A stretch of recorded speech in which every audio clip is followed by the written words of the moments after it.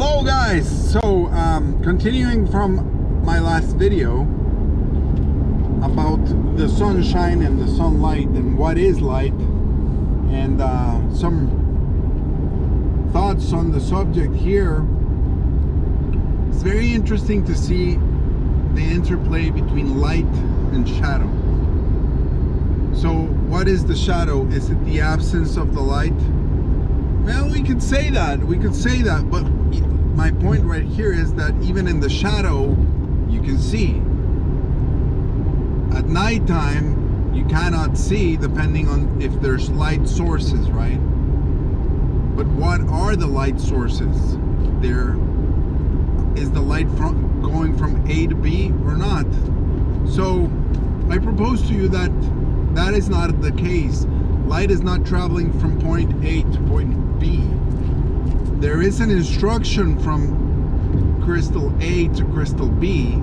This instruction can be local or can be non-local, meaning it can be to a crystal that's right next to another crystal, or it can be to a crystal that's far away and it needs no medium. So we've shown this in other videos. The point here is to see that even in the shadow there's still light, because the matter, as part of its makeup, has light, and then it emanates it from within. So the light source in essence is telling the receivers of the instruction to shine forth, to illuminate from within, right? And then you have different degrees of illumination depending on the strength of the signal or the order or the command. The most powerful we know is the sun. So we're back to the shadow, but we can still see. We can still see clearly for miles even. So there's still light there. They're still receiving the command, although indirectly, not as intensely. So they're not shining as intensely. And when you use a Fresnel lens or a powerful lens to magnify this instruction, magnify the light, you can actually burn stuff, you can melt stuff. Sunlight can actually be used to destroy any material known to man, almost. Maybe the one exception would be diamonds.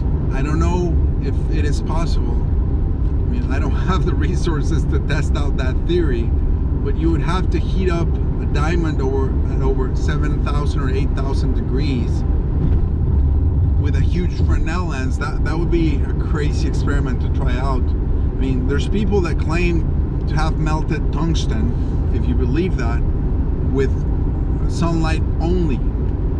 So what's happening in that case? What's happening when you're using a lens, a magnifying glass to burn a piece of paper? Well, you're going beyond the capability of that material, and the material is destroying itself. It's just like if somebody told you to do, you know, let's start doing burpees or push-ups. Okay, let's do 10, let's do 20, let's do 100, let's do 1,000, and you couldn't stop. You're gonna have a catastrophic failure in your makeup, and that's just a fact, right? It's like if you started running on a treadmill or on the street, and you've been running for 50 miles non-stop, and you know, you were hypnotized or whatever, and you couldn't stop running. Your feet are gonna start bleeding. Next thing you know, the bone's gonna be hitting the pavement. Like, this is kind of an extreme analogy, but that's kind of the case.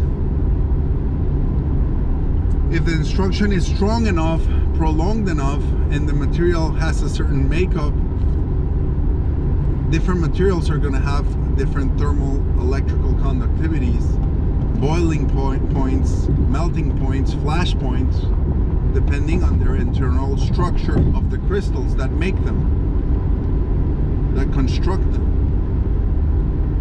that are within them. So that's one theory that I propose to you, that I've been researching, and you can test it out on your own, and that God has shown us, which is, in my opinion, a very high probability. I like that a lot more than what the mainstream tell us. And so also from there we get the name for the dark side people, right? They call themselves the Illuminati.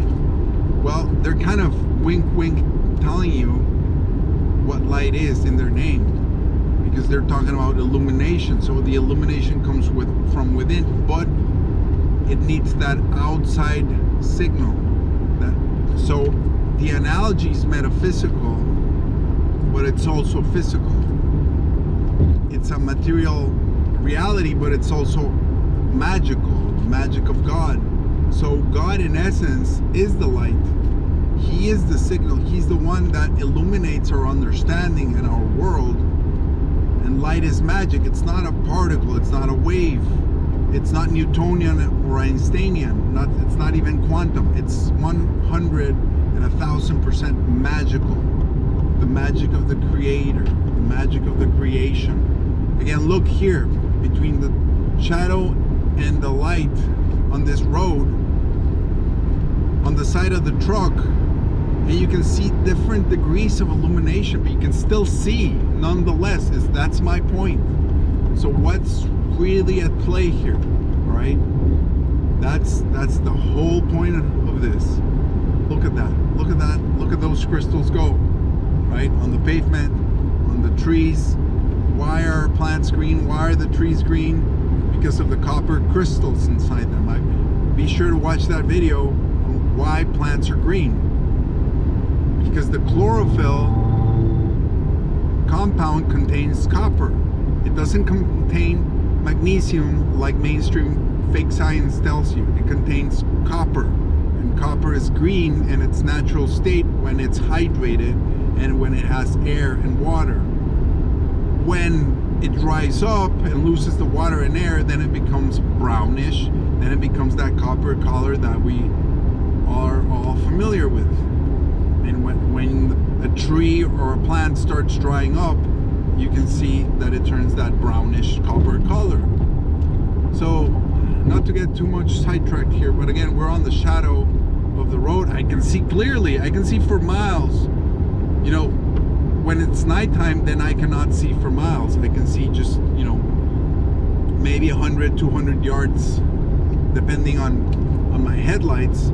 But even if you use the strongest headlights or the strongest artificial lighting known to man, you're never going to be able to replicate the sun. And I've seen those, I don't know if you've seen those videos on the alleged fake sun, and that whole conspiracy on the second sun and the fake sun and the sun patterns, artificial sun patterns.